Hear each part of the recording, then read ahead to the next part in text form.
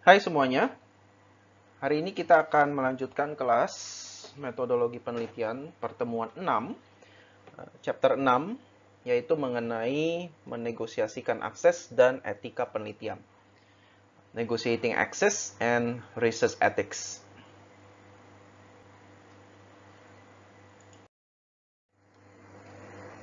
Di dalam penelitian, kita mungkin memerlukan untuk mengkoleksi data, ya. Data yang mungkin kita tidak bisa dapatkan secara primer, ya, ataupun data primer yang dimana kita perlu akses terhadap data tersebut.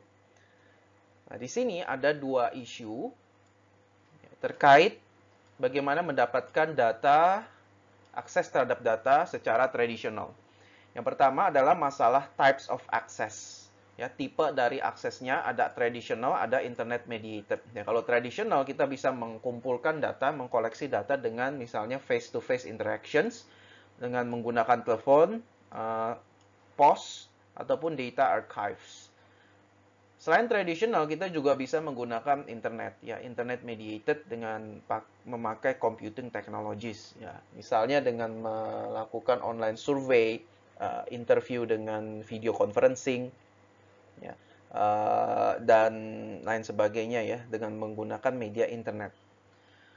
Lalu dari segi level, ya, level of access ada physical, ya, ini adalah access or entry to the actual data. Lalu continuing, ini seberapa sering kita memerlukan aksesnya, yaitu iteratif secara berulang-ulang atau incremental process. Ya, incremental itu artinya semakin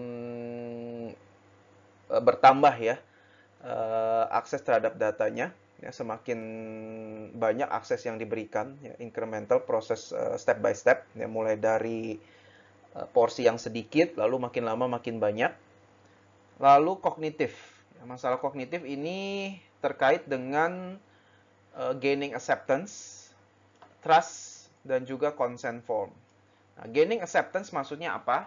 Gaining acceptance bahwa sewaktu kita mau koleksi data, mengumpulkan data, orang yang ingin dikoleksi datanya itu, misalnya partisipan, responden, itu mereka setuju. Ya, ini juga hubungannya dengan consent form. Ya. Dan tentunya mereka juga harus percaya dengan kita, ya, dengan si peneliti itu, supaya mereka mau memberikan datanya ke kita.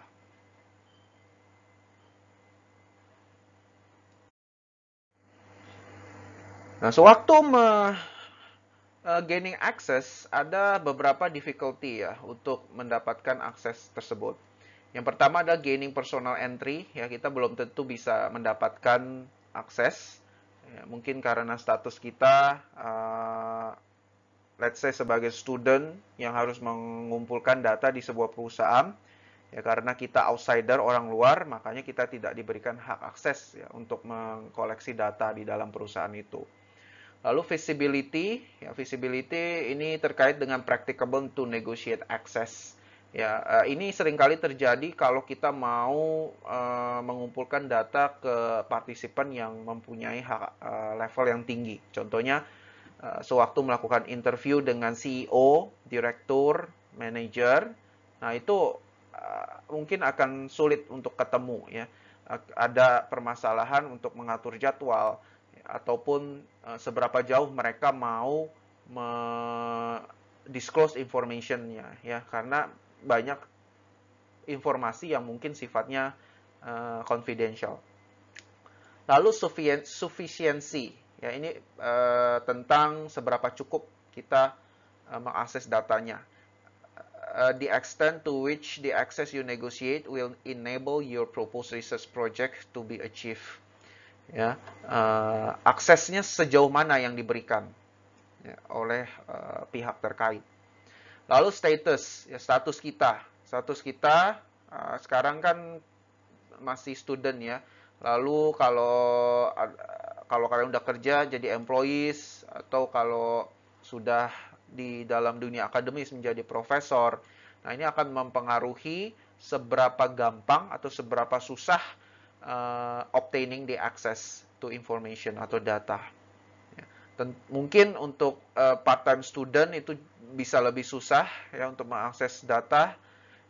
Let's say untuk mengambil data sekunder, ya, data sekunder ke perusahaan tertentu, let's say Biro Pusat Statistik gitu ya, karena student perlu biaya untuk membeli data-data, ya itu akan menjadi kesulitan tersendiri ya, karena tidak ada biaya ya, atau biayanya ya kurang cukup. Ya. Akan tetapi kalau employees ataupun profesor bisa memanfaatkan research grant, ya, funding untuk membayar akses data ya, ke pihak terkait. Lalu access issues as an external or internal researchers. Nah, ini misalnya masalah lack of status ya, atau perceived value to the organization.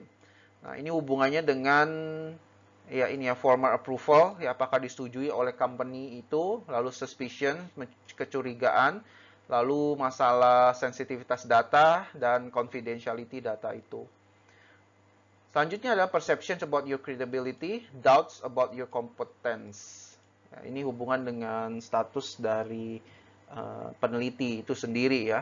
Mungkin penelitinya itu belum pernah meneliti sebelumnya, tidak ada track record, tidak ada publikasi, sedangkan dia mau melakukan pengumpulan data di suatu organisasi. Nah, organisasi itu mungkin melihat track recordnya kok nggak ada, ya, belum pernah melakukan penelitian sebelumnya, lalu peneliti itu bukan siapa-siapa karena masih baru. Nah, bisa saja organisasi itu akan meragukan kredibilitas dari peneliti itu dan akan hesitant ya untuk memberikan akses kepada dia.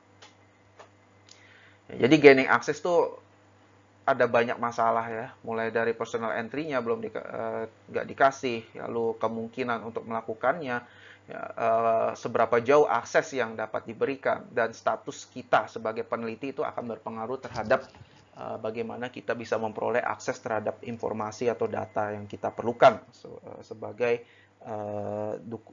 koleksi data untuk penelitian kita.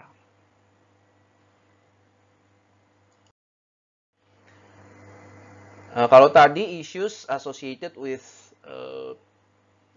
traditional gaining access, nah ini associated with internet mediated access. Nah, ada beberapa masalah, misalnya number of data quality ya. Jadi terkait dengan data quality, karena kita mungkin menggunakan different media seperti instant messaging, social networking, email, blogs, data yang dikumpulkan itu bisa berbeda-beda kualitasnya. Dan juga appropriateness ya, seringkali ada beberapa reviewer jurnal yang mungkin kurang setuju kita mengumpulkan data menggunakan internet mediated access, dan oleh karena itu disarankan untuk menggunakan traditional access. Namun tetapi belakangan ini internet mediated access itu udah semakin sering ya, karena orang-orang banyak sekali menggunakan internet dan sudah menjadi suatu kegiatan yang umum ya, orang mengumpulkan data melalui internet. Apalagi sekarang data science, data analytics ya, kita bisa melakukan data mining atau lebih tepatnya web mining ya, untuk mengambil data-data yang ada di internet.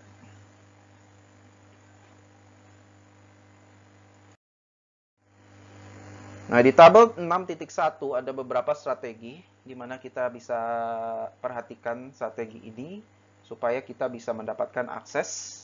Ya, yang pertama adalah ensuring you are familiar with the organization of group before making contact. Ya, familiarity dengan pihak terkait itu sangat penting. Intinya adalah koneksi. Ya, kalau kita punya koneksi dengan organisasi itu, ya, dengan orang-orang yang terkait, ya itu akan jauh lebih mudah. Yang kedua adalah allowing yourself sufficient time.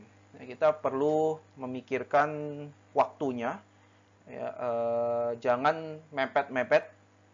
Ya, kita harus spend sufficient time ya, untuk supaya kita bisa memperoleh akses. Lalu using existing context and developing new ones, ya, menggunakan koneksi sekali lagi existing context, dan juga berusaha untuk mencari kontak-kontak yang baru. Yang selanjutnya adalah providing a clear account of the purpose of your research and the type of access required. Nah, ini kejelasan ya, kita memberikan suatu kepastian kepada pihak terkait tujuan kita, tujuan penelitian, dan juga di dalam penelitian kita memerlukan akses apa saja. Ya, jadi kita perlu men-state dengan clear, ya, dengan jelas ke pihak terkait. Lalu overcoming organizational concerns about granting access, ya kita harus meyakinkan organisasi bahwa data yang akan diambil nanti itu akan di keep confidential dan tidak akan disalahgunakan. Lalu identifying possible benefits to the organization of granting your access. Ya, kita bisa make sure dan meyakinkan organization bahwa setelah mereka memberikan akses pada kita, mereka juga bisa mendapatkan keuntungan, ya, dari hasil penelitian kita. Using suitable language, ini bahasa yang digunakan sopan, ya, yang bahasa yang formal, ya, yang menghormati orang, ya, pihak terkait tersebut. Lalu facilitating replies when requesting access, developing access incrementally, ya, jadi jangan langsung minta akses yang banyak, ya, jadi step by step, mulai dari yang akses tahap pertama yang tidak terlalu banyak aksesnya, yang tidak terlalu besar, lalu dilanjutkan ke akses selanjutnya dan seterusnya, ya, sampai mereka percaya. Dan yang terakhir adalah establishing your credibility. Ya, ini secara status mengenai kredibilitas kita sebagai peneliti, ya, kita harus mempunyai kredibilitas yang bagus juga, ya. Baru orang bisa percaya dan memberikan aksesnya kepada si peneliti itu.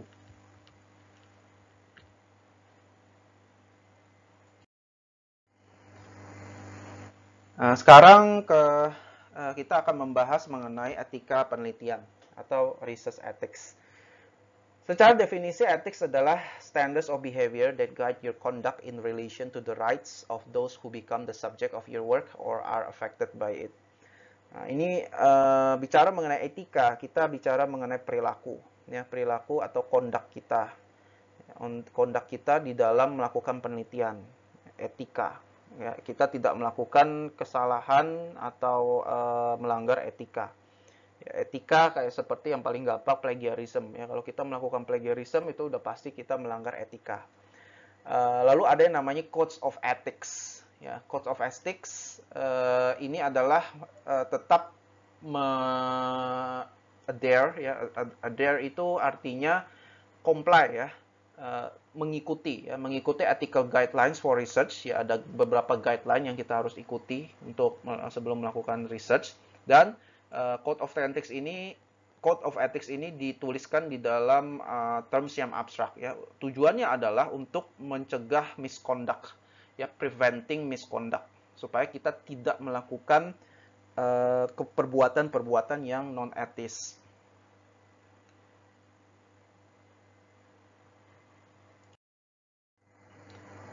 Nah, Code of Conduct itu sudah ada, ya, kita bisa cari guidelines, ya, ethical codes atau statements of research practice dari berbagai macam institusi.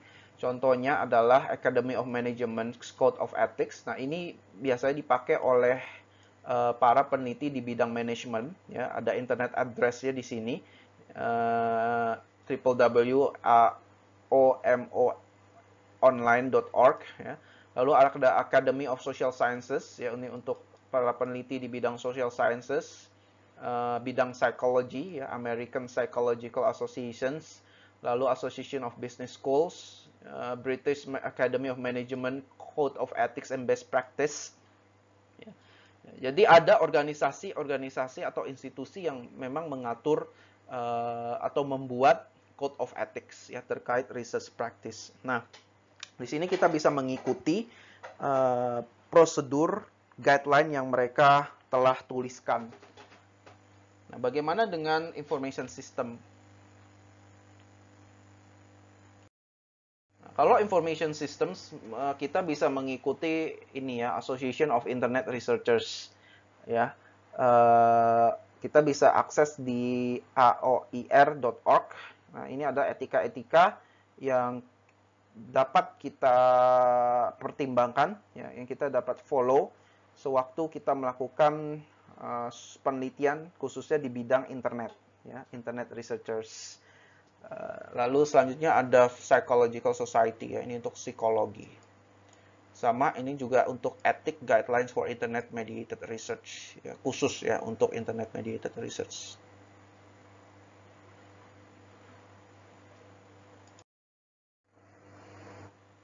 Nah, ini contohnya ya, isi-isinya apa saja. Nah, ini Ethical Decision Making and Internet Research. Contents-nya ada audience, purpose, rational approach, questions to ask when undertaking internet research, dan banyak sekali yang dibahas di sini ya. Kita bisa baca dan dijadikan guideline sewaktu kita melakukan penelitian di bidang internet research ya, penelitian di internet. Apa saja yang boleh dilakukan, apa saja yang tidak boleh dilakukan, hal-hal yang etis dan yang tidak etis itu seperti apa, dideskripsikan dengan cukup detail di dokumen ini.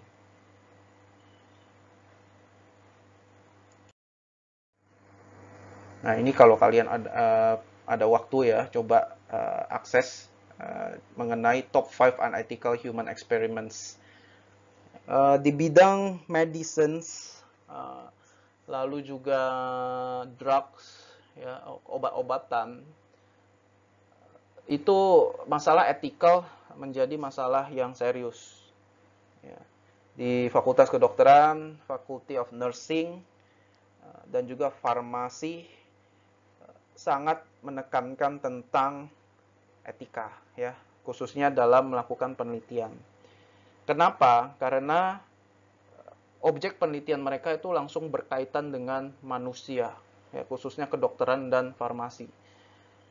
Karena berhubungan dengan manusia, objek penelitiannya itu adalah manusia, maka mereka harus mengikuti kaidah etika penelitian yang ada.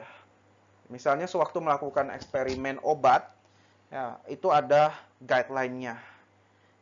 Ya, pokoknya harus dijaga bagaimana supaya tidak melukai, ya, tidak memberikan disadvantage kepada objek penelitiannya, yaitu human-nya, ya, human experiments-nya. Kalau sampai human eksperimennya itu, human participant-nya dirugikan gara-gara penelitian ini, ya itu bisa dibilang bahwa penelitian itu tidak etis, ya, karena melawan Code of Ethics yang telah disetujui sebelumnya, ya, yang telah diakui oleh institusi-institusi yang membuat Code of Ethics.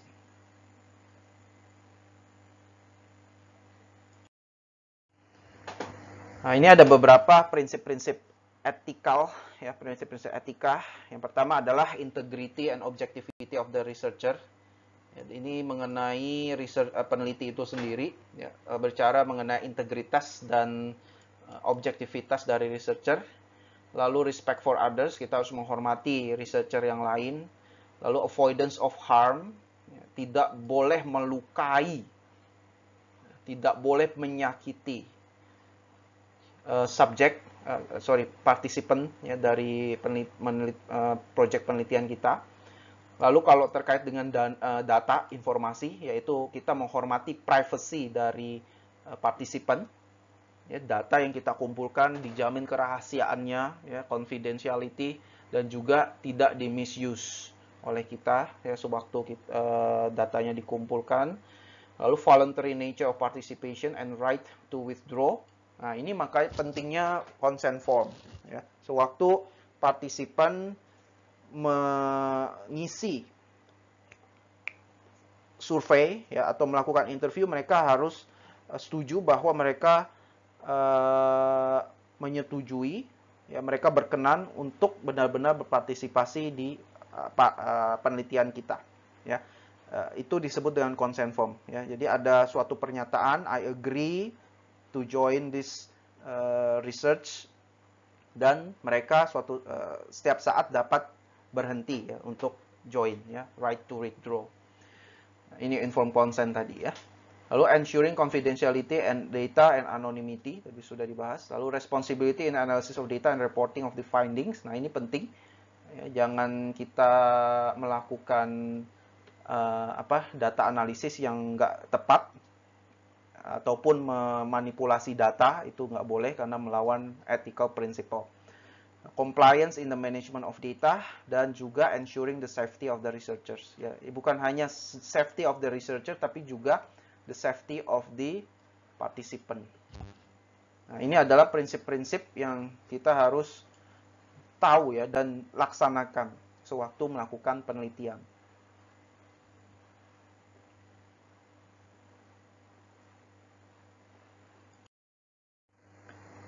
Codes of ethics, ya.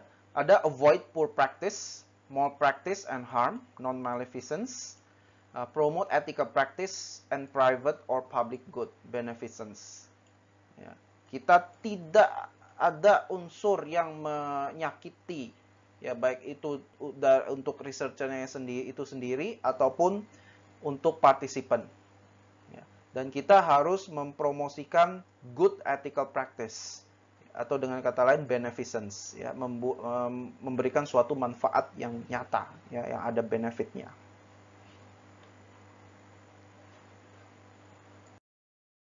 Nah, ini contoh dari consent form, ya. Misalnya I confirm that I have read and understand the information sheet for the above study and we have had the opportunity to ask questions. Nah, ini kita bisa tick ya. Ada semacam ininya ya, persetujuannya di awal ya. I agree to take part, I agree to interview being audio recorded, I agree to use anonymized quotes in publication gitu. Ya, jadi tidak ada sesuatu yang disembunyikan. Semuanya jelas apa saja yang akan direcord, dan yang paling penting adalah mendapatkan persetujuan dari partisipan tertulis, secara tertulis. Nah, ini gunanya consent form.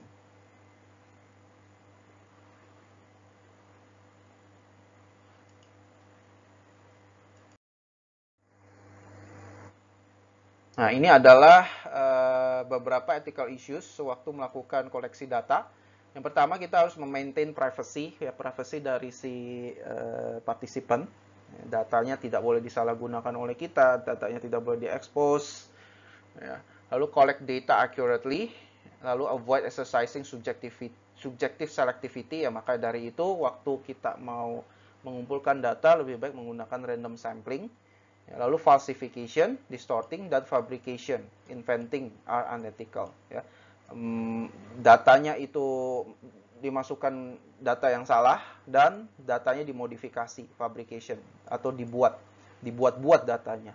Ya, ini datanya diubah-ubah, falsification, distorting. Ya, kalau ini inventing, datanya bukan data dari partisipan itu, tapi si peneliti yang buat sendiri datanya.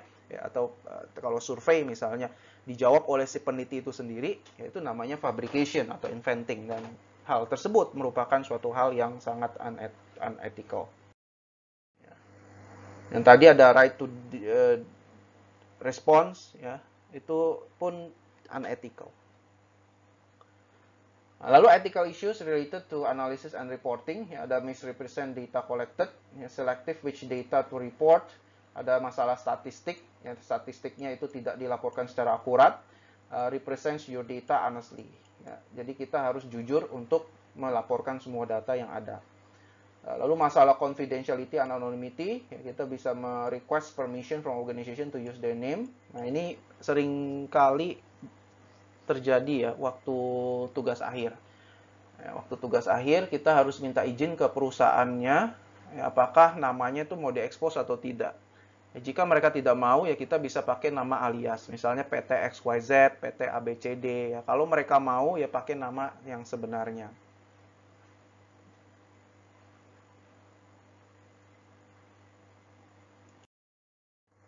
Oke, baik. Kira-kira itu aja poin-poin yang penting ya dari chapter 6 ini.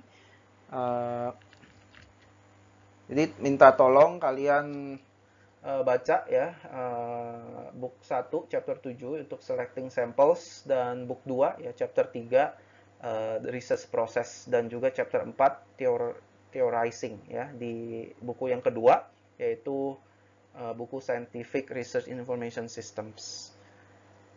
Oke, terima kasih sudah menyimak.